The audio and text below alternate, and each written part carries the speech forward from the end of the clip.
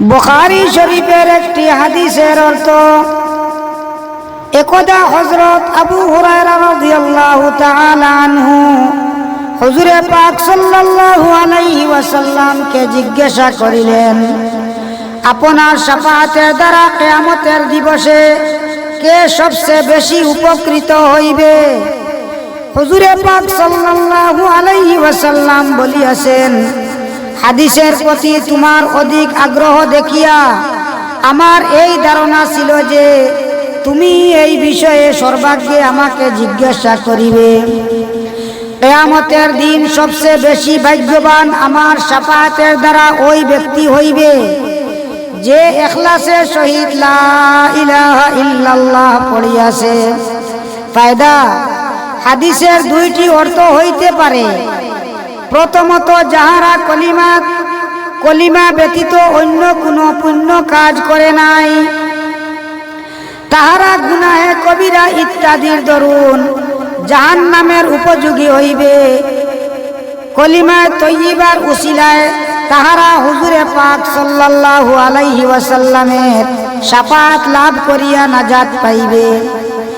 দ্বিতীয়ত, যাহারা ইখলাসের সহিত এই কলিমা পড়িয়া অন্যান্য বহু নেক কাজও করিয়াছে, হুজুরে আকরাম সাল্লাল্লাহু আলাইহি ওয়াসাল্লামের শাফাআতের উসিলায় তাহারা অধিক মর্যাদা লাভ করিবে। সুবহানাল্লাহ। আল্লামা আইনি রহমতুল্লাহ আলাইহি লিখিয়াছেন, কিয়ামতের দিন হুজুরে পাক সাল্লাল্লাহু আলাইহি ওয়াসাল্লামের শাফাআত 6 প্রকারে হইবে।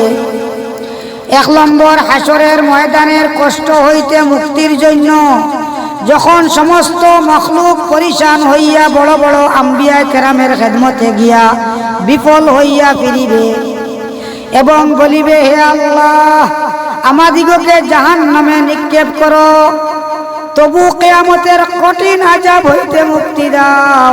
আল্লাহু আকবার।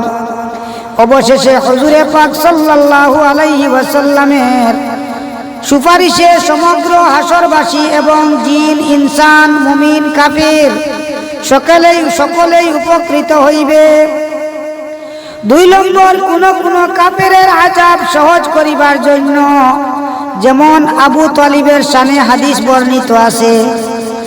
3 নম্বর, কোন মুমিনকে জাহান্নাম হইতে বাহির করিবার জন্য।